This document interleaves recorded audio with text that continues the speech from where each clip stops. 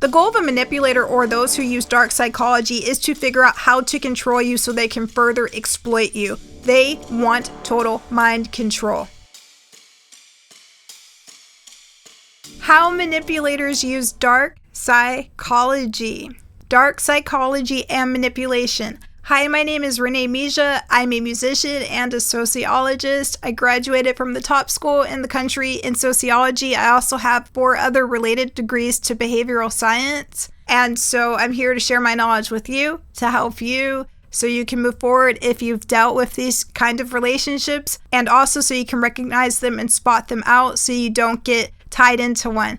One of the ways that manipulators use dark psychology is by studying their targets like prey. They watch everything such as body language, eye movement, the rate of breath, how you're sitting, your posture. They listen to the words that you use. They listen to the different tones in your voice. Again, they pretty much study you and analyze you like prey. They do this in order to control you later on, but they do this to initially develop rapport and mirror you. So let's talk about mirroring. Mirroring is essentially a form of behavior where they take on your traits and your attributes that you're displaying physically, such as if you're kind of jerking around and moving a lot, they'll start kind of jerking around and moving a lot. If you're talking very fast, they'll start talking very fast. If you're talking a higher pitch, they'll start talking a higher pitch. If you're talking kind of slow, and this is a way of trying to gain rapport with you.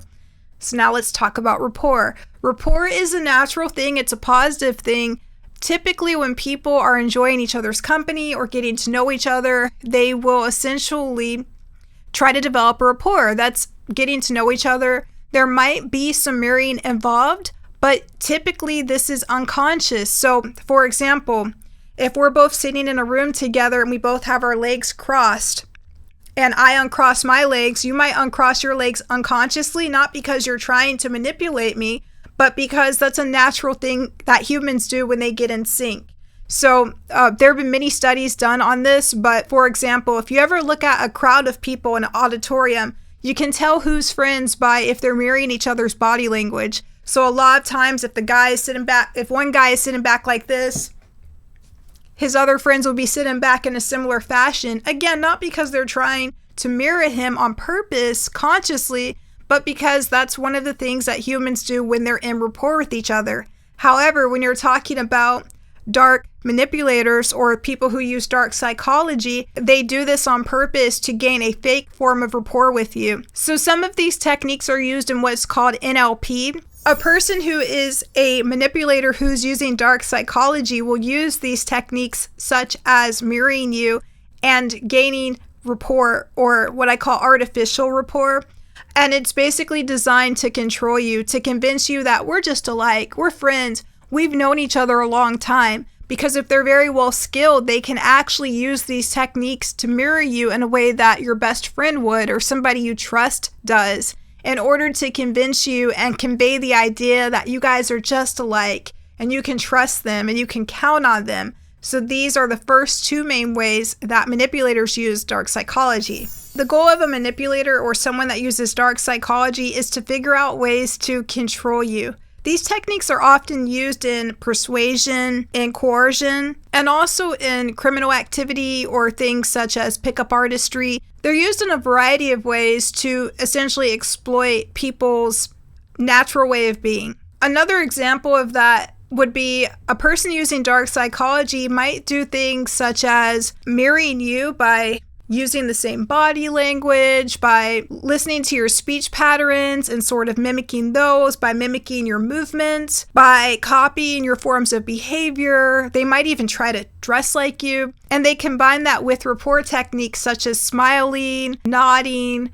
soft touches, maintained eye contact, essentially trying to convey to you that they are to be trusted and they can be trusted. When these techniques work well, you can instantly feel a strong connection with the manipulator and feel like, again, they're just like you. You've always known this person. This is something that's very important to be used by narcissists, by psychopaths, and by people who have other forms of thought processes which rely on exploiting the goodwill or genuine nature of human beings. Love bombing or love flooding is definitely a way that manipulators can use dark psychology, because essentially after they've studied you, they've learned your behavior, they've mirrored you, and they've started to develop rapport. Based on that information, they can do things that they know you're going to like. And it doesn't take that long. Typically, it can take an hour, 30 minutes, 5 minutes, a few days, etc., for a dark manipulator to be able to figure out enough information to begin to gain your trust. And one of the techniques they will use is love bombing or love flooding, which is essentially when they create a custom character just for you.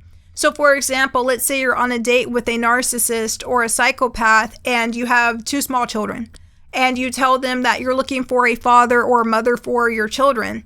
They will actually create a custom character where they've always wanted to be a dad or they've always wanted to be a mom, and they want to come in and fulfill that role. They begin to create a character or a fantasy image in your mind in order so you can develop feelings of infatuation for them. Another example, let's say a female narcissist would use, is if you've always wanted a woman that will cook for you and clean for you and be very attentive, she'll listen to all of these details and literally create a custom character just for you. Of course, the problem with this is not only is it not real, but she might have a completely different character that she's crafted for someone else. Oftentimes, they wear many faces. You'll see them act differently in public with different people. So one minute, they might want to be a dad or a mom, and the next minute, they don't want to have any children. And the next minute, they already have children. The story keeps on changing with them. We'll talk about a little bit later ways that you can catch them without actually directly calling them out. Essentially start to mess up on their own story and begin to reveal to you another mask that they had with someone else. More on that in future videos. Please like and subscribe. Share out this video to someone it can be helpful for. Talk to you later and see you soon.